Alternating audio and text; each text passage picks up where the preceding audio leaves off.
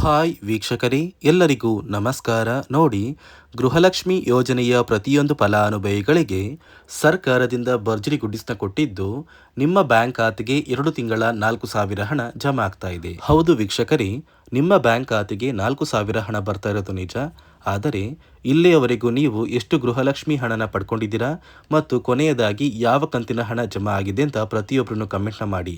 ಯಾಕಂದರೆ ಇದೀಗ ನಿಮ್ಮ ಬ್ಯಾಂಕ್ ಖಾತೆಗೆ ಸರ್ಕಾರ ಜನವರಿ ತಿಂಗಳ 28ನೇ ಕಂತು ಮತ್ತು ಫೆಬ್ರವರಿ ತಿಂಗಳ 29ನೇ ಕಂತು ಈ 2 ತಿಂಗಳ 4,000 ಹಣನ ನಿಮ್ಮ ಬ್ಯಾಂಕ್ ಖಾತೆಗೆ ನಾಳೆ ಶನಿವಾರ ಮಾರ್ಚ್ 7ರಂದು ಕರ್ನಾಟಕದ 27 ಜಿಲ್ಲೆಗಳಿಗೆ ಜಮಾ ಮಾಡ್ತಾ ಇದ್ದು, ಈ ಒಂದು ಹಣನ ಪಡಿಬೇಕು ಅಂದರೆ 5 ನಿಯಮಗಳನ್ನ ಜಾರಿಗೆ ತಂದಿದೆ.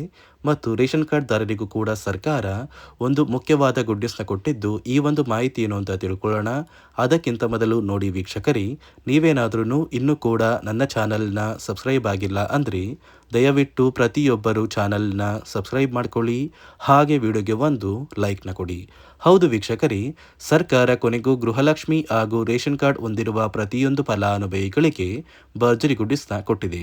ನಿಮ್ಮ ಬ್ಯಾಂಕ್ ಖಾತೆಗೆ ಗೃಹಲಕ್ಷ್ಮಿ ಯೋಜನೆಯ ಜನವರಿ ತಿಂಗಳ 28ನೇ ಕಂತು ಮತ್ತು ಫೆಬ್ರವರಿ ತಿಂಗಳ 29ನೇ ಕಂತು ಈ 2 ತಿಂಗಳ 4,000 ಹಣನ ಕರ್ನಾಟಕದ 27 ಜಿಲ್ಲೆಗಳ ಪ್ರತಿಯೊಂದು ಫಲಾನುಭವಿಗಳಿಗೆ ಮಾರ್ಚ್ 7 ಶನಿವಾರದಿಂದ ಸರ್ಕಾರ ಜಮಾ ಮಾಡ್ತಾ ಇದ್ದು, ನಿಮ್ಮ ಬ್ಯಾಂಕ್ ಖಾತೆಗೂ ಕೂಡ ಈ 4,000 ಹಣ ಬರ್ತಾ ಇದೆ. ಅದೇ ರೀತಿ ರೇಷನ್ ಕಾರ್ಡ್ ಹೊಂದಿರುವ ಪ್ರತಿಯೊಂದು ಕಾರ್ಡ್ದಾರರಿಗೂ ಕೂಡ ಸರ್ಕಾರ ಪ್ರತಿ ಕಾರ್ಡಿಗೂ ಕೂಡ 1,500 ರೂಪಾಯಿನ ಕೊಡ್ತಾ ಇದ್ದು, ನಿಮ್ಮ ಒಂದು ರೇಷನ್ ಕಾರ್ಡ್ಗೂ ಕೂಡ ಈ 1,500 ರೂಪಾಯಿ ಬರ್ತಾ ಇದೆ ಅಂತ ನೀವು ಕೇಳ್ಬೋದು. ಹೌದು ವೀಕ್ಷಕರೇ, ಸರ್ಕಾರದಿಂದ ಬಂದಿರುವಂತಹ ಆ ಒಂದು ಮಾಹಿತಿ ನಿಜ. ಆದರೆ ಇಲ್ಲಿ ಬ್ಯಾಂಕ್ ಖಾತೆಗೆ ಹಣ ಬರ್ತಾ ಇಲ್ಲ, ಬದಲಿಗೆ ನಿಮ್ಮ ಒಂದು ರೇಷನ್ ಕಾರ್ಡ್ಗೆ 1,500 ರೂಪಾಯಿಗೆ ಸಿಗುವಂತಹ 5ರಿಂದ 6 ರೀತಿಯ ಆಹಾರ ಪದಾರ್ಥಗಳನ್ನ ಇದೇ ಮಾರ್ಚ್ ತಿಂಗಳಿಂದ ಸರ್ಕಾರ ಪ್ರತಿಯೊಂದು ಕಾರ್ಡ್ದಾರರಿಗೆ ಕೊಡ್ತಾ ಇದ್ದು, ಅಡುಗೆ ಎಣ್ಣೆ, ತೊಗರಿ ಬೇಳೆ, ಸಕ್ಕರೆ, ಉಪ್ಪು, ರಾಗಿ, ಗೋಧಿ, ಹೆಸರುಕಾಳು ಹಾಗೂ ಇತರೆ ರೀತಿಯ ಆಹಾರ ಪದಾರ್ಥಗಳನ್ನ ನಿಮ್ಮ ಒಂದು ರೇಷನ್ ಕಾರ್ಡ್ಗೆ ಸರ್ಕಾರ ಮಾರ್ಚ್ ತಿಂಗಳಿಂದ ವಿತರಣೆ ಮಾಡ್ತಾ ಇದ್ದು, ಪ್ರತಿಯೊಬ್ಬರಿಗೂ ಆದಷ್ಟು ಬೇಗ ಈ ಒಂದು ಆಹಾರ ಪದಾರ್ಥಗಳು ಸಿಗುತ್ತೆ. ಅದೇ ರೀತಿ ನೀವು ಗೃಹಲಕ್ಷ್ಮಿ ಯೋಜನೆಯ 2 ತಿಂಗಳ 4,000 ಹಣನ ಪಡಿಬೇಕು ಅಂದ್ರು ಮತ್ತು ರೇಷನ್ ಕಾರ್ಡ್ಗೆ ಸಿಗುವಂತಹ ಆಹಾರ ಪದಾರ್ಥಗಳನ್ನ ಪಡಿಬೇಕು ಅಂದರೆ ಹಣಕಾಸು ಇಲಾಖೆಯಿಂದ ಪ್ರತಿಯೊಂದು ಫಲಾನುಭವಿಗಳಿಗೆ ಕೆಲವು ಹೊಸ ನಿಯಮಗಳನ್ನ ಜಾರಿಗೆ ತಂದಿದ್ದು, ಈ ನಿಯಮಗಳನ್ನ ಕಡ್ಡಾಯವಾಗಿ ಪಾಲಿಸಲೇಬೇಕು ಅಂತ ಸರ್ಕಾರ ಆದೇಶನ ಕೊಟ್ಟಿದೆ.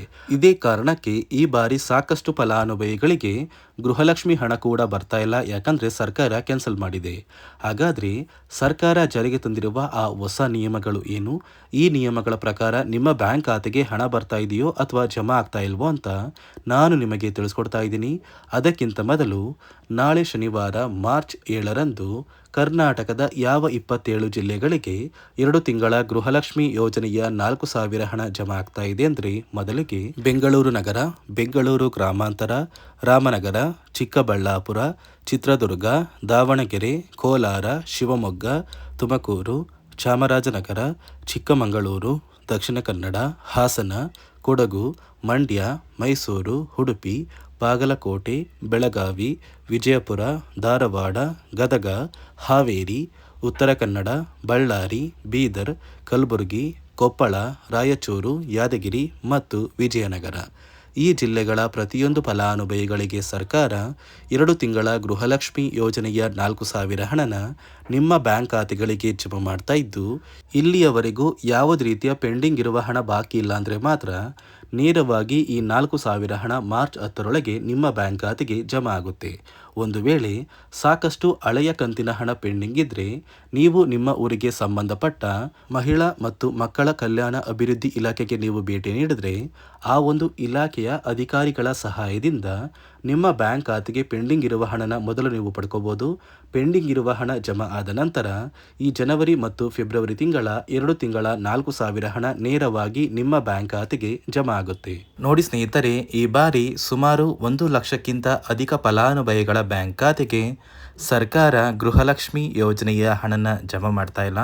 ಕಾರಣ ಏನು ಅಂದರೆ, ನಿಮ್ಮ ಬ್ಯಾಂಕ್ ಖಾತೆಗೆ ಡೆಬಿಟ್ ಮೂಲಕ ಹಣ ಜಮಾ ಮಾಡುವಂತಹ ಸಂದರ್ಭದಲ್ಲಿ ಸರ್ಕಾರ ಸಾಕಷ್ಟು ಫಲಾನುಭವಿಗಳ ಒಂದು ಬ್ಯಾಂಕ್ ಖಾತೆಗೆ ಹಣ ಜಮಾ ಮಾಡೋದನ್ನು ಕ್ಯಾನ್ಸಲ್ ಮಾಡಿದೆ. ಯಾಕಂದರೆ ಇತ್ತೀಚೆಗೆ ಹಣಕಾಸು ಇಲಾಖೆ ಜಾರಿಗೆ ತಂದಿರುವ 5 ನಿಯಮಗಳ ಆಧಾರದ ಮೇಲೆ ಪ್ರತಿಯೊಂದು ಫಲಾನುಭವಿಗಳಿಗೆ ಸರ್ಕಾರ ಈ ಒಂದು ಹಣನ ಜಮಾ ಮಾಡ್ತಾ ಇದ್ದು, ಯಾರೆಲ್ಲ ಫಲಾನುಭವಿಗಳು ಈ ನಿಯಮಗಳನ್ನ ಪಾಲಿಸಿಲ್ಲ ನಿಮ್ಮ ಬ್ಯಾಂಕ್ ಖಾತೆಗೂ ಕೂಡ ಹಣ ಜಮಾ ಆಗೋದಿಲ್ಲ. ಹಾಗಾದರೆ ಬನ್ನಿ ಸ್ನೇಹಿತರೆ, ಸರ್ಕಾರ ಜಾರಿಗೆ ತಂದಿರುವ ಆ 5 ಹೊಸ ನಿಯಮಗಳು ಏನು ಅಂತ ನಾನು ನಿಮಗೆ ತಿಳಿಸ್ಕೊಡ್ತಾ ಇದ್ದೀನಿ. ನೋಡಿ ಸ್ನೇಹಿತರೆ, ಮೊದಲನೆಯ ಒಂದು ನಿಯಮ ಬಂದು, ಸಾಕಷ್ಟು ಫಲಾನುಭವಿಗಳು ಹೊಂದಿರುವಂತಹ ಒಂದು ರೇಷನ್ ಕಾರ್ಡ್ ಏನಿದೆ, ಆ ಒಂದು ರೇಷನ್ ಕಾರ್ಡ್ನ ಮನೆಯ ಸದಸ್ಯರ ಪ್ರತಿಯೊಬ್ಬರ ಒಂದು ಆಧಾರ್ ಕಾರ್ಡ್ನ ನಿಮ್ಮ ರೇಷನ್ ಕಾರ್ಡ್ಗೆ ಕಡ್ಡಾಯವಾಗಿ ಲಿಂಕ್ ಮಾಡಿಸ್ಬೇಕು. ಅಂದರೆ ಈ ಒಂದು ಲಿಂಕ್ ಮಾಡಿಸುವಂತಹ ಒಂದು ಪ್ರೊಸೀಜರ್ಗೆ ಸರ್ಕಾರ KYC ಅಂತ ಕರೀತಾರೆ. ನಿಮ್ಮ ರೇಷನ್ ಕಾರ್ಡ್ಗೆ ಇನ್ನೂ ಸಹ KYC ಆಗಿಲ್ಲ ಅಂದರೆ ನಿಮ್ಮ ಬ್ಯಾಂಕ್ ಖಾತೆಗೆ ಸರ್ಕಾರ ಮುಂದಿನ ದಿನಗಳಲ್ಲಿ ಗೃಹಲಕ್ಷ್ಮಿ ಯೋಜನೆಯ ಹಣನ ಕ್ಯಾನ್ಸಲ್ ಮಾಡುತ್ತೆ. ಅದೇ ರೀತಿ ಎರಡನೆಯ ಒಂದು ನಿಯಮ ಬಂದು, ಸಾಕಷ್ಟು ಫಲಾನುಭವಿಗಳು ಕಳೆದ 3 ತಿಂಗಳಿಂದ ಸರ್ಕಾರದಿಂದ ಬರ್ತಾ ಇರುವಂತಹ ಒಂದು ರೇಷನ್ ಏನಿದೆ, ಅಂದರೆ ಉಚಿತ ಅಕ್ಕಿ ಏನಿದೆ, ಈ ಒಂದು ರೇಷನ್ನ ಪಡ್ಕೋತಾ ಇಲ್ಲ. ಒಂದು ವೇಳೆ ಕಳೆದ 3 ತಿಂಗಳಿಂದ ನೀವು ರೇಷನ್ನ ಪಡ್ಕೊಂಡಿಲ್ಲ ಅಂದರೆ ಸರ್ಕಾರ ನಿಮ್ಮ ಬಳಿ ಇರುವಂತಹ ಒಂದು ರೇಷನ್ ಕಾರ್ಡ್ನ ಕ್ಯಾನ್ಸಲ್ ಮಾಡುತ್ತೆ. ನಿಮ್ಮ ರೇಷನ್ ಕಾರ್ಡ್ನ ಸರ್ಕಾರ ಕ್ಯಾನ್ಸಲ್ ಮಾಡಿದ್ರೆ ನಿಮ್ಮ ಬ್ಯಾಂಕ್ ಖಾತೆಗೆ ಗೃಹಲಕ್ಷ್ಮಿ ಯೋಜನೆಯ ಹಣ ಇರ್ಬೋದು ಮತ್ತು ಸರ್ಕಾರದಿಂದ ಬರುವಂತಹ ಒಂದು ಸೌಲಭ್ಯಗಳನ್ನ ನೀವು ಕಳ್ಕೋಬೇಕಾಗುತ್ತೆ. ಅದೇ ರೀತಿ ಮೂರನೆಯ ಒಂದು ನಿಯಮ ಬಂದು, ನೋಡಿ ಸ್ನೇಹಿತರೆ, ನಿಮ್ಮ ಬಳಿ ಇರುವಂತಹ ಒಂದು ಆಧಾರ್ ಕಾರ್ಡ್ ಏನಿದೆ, ಆ ಒಂದು ಆಧಾರ್ ಕಾರ್ಡ್ನ ಕಳೆದ 15 ವರ್ಷಗಳಲ್ಲಿ ನೀವು ಯಾವುದೇ ರೀತಿಯ ಒಂದು ತಿದ್ದುಪಡಿನ ಮಾಡಿಸಿಲ್ಲ ಅಂದರೆ ನಿಮ್ಮ ಬ್ಯಾಂಕ್ ಖಾತೆಗೆ ಸರ್ಕಾರ ಗೃಹಲಕ್ಷ್ಮಿ ಯೋಜನೆಯ ಹಣನ ಕ್ಯಾನ್ಸಲ್ ಮಾಡುತ್ತೆ. ಯಾಕಂದರೆ ಸರ್ಕಾರದಿಂದ ಬಂದಿರುವಂತಹ ಒಂದು ಆದೇಶದ ಪ್ರಕಾರ ಪ್ರತಿಯೊಂದು ಫಲಾನುಭವಿಗಳು ಕಳೆದ 15 ವರ್ಷಗಳಲ್ಲಿ ಯಾವುದೇ ರೀತಿಯ ಒಂದು ತಿದ್ದುಪಡಿನ ನಿಮ್ಮ ಆಧಾರ್ ಕಾರ್ಡ್ಗೆ ನೀವು ಮಾಡಿಸಿಲ್ಲ ಅಂದರೆ ಕಡ್ಡಾಯವಾಗಿ ಆದಷ್ಟು ಬೇಗ ನಿಮ್ಮ ಆಧಾರ್ ಕಾರ್ಡ್ಗೆ ತಿದ್ದುಪಡಿನ ಮಾಡಿಸಿ. ಅದೇ ರೀತಿ ನಾಲ್ಕನೆಯ ಒಂದು ನಿಯಮ ಬಂದು, ನಿಮ್ಮ ಕುಟುಂಬದ ಒಂದು ವಾರ್ಷಿಕ ಆದಾಯ 7 ಲಕ್ಷಕ್ಕಿಂತ ಕಡಿಮೆ ಇರಬೇಕು. ಒಂದು ವೇಳೆ ನಿಮ್ಮ ಕುಟುಂಬದ ವಾರ್ಷಿಕ ಆದಾಯ 7 ಲಕ್ಷಕ್ಕಿಂತ ಜಾಸ್ತಿ ಇದ್ದರೆ ನಿಮ್ಮ ಬ್ಯಾಂಕ್ ಖಾತೆಗೆ ಸರ್ಕಾರ ಗೃಹಲಕ್ಷ್ಮಿ ಯೋಜನೆಯ ಹಣನ ಕ್ಯಾನ್ಸಲ್ ಮಾಡುತ್ತೆ. ಅದೇ ರೀತಿ 5ನೆಯ ಒಂದು ನಿಯಮ ಬಂದು, ನಿಮ್ಮ ಕುಟುಂಬದ ಸದಸ್ಯರು ಅಥವಾ ಗೃಹಲಕ್ಷ್ಮಿ ಯೋಜನೆಯ ಫಲಾನುಭವಿಗಳು ಯಾರು ಕೂಡ ಸರ್ಕಾರಿ ನೌಕರರಾಗಿ ಕಾರ್ಯನಿರ್ವಹಿಸ್ತಾ ಇರಬಾರ್ದು. ಒಂದು ವೇಳೆ ನಿಮ್ಮ ಕುಟುಂಬದಲ್ಲಿ ಯಾರೇ ಆಗಿದ್ರೂ ಸರ್ಕಾರಿ ನೌಕರರಾಗಿ ಕಾರ್ಯನಿರ್ವಹಿಸ್ತಾ ಇದ್ದರೆ ನಿಮ್ಮ ಬ್ಯಾಂಕ್ ಖಾತೆಗೆ ಗೃಹಲಕ್ಷ್ಮಿ ಯೋಜನೆಯ ಹಣ ಕ್ಯಾನ್ಸಲ್ ಆಗುತ್ತೆ. ಈ 5 ನಿಯಮಗಳ ಆಧಾರದ ಮೇಲೆ ಪ್ರತಿಯೊಂದು ಫಲಾನುಭವಿಗಳಿಗೆ ಸರ್ಕಾರ ಹಣ ಜಮಾ ಮಾಡ್ತಾ ಇದೆ.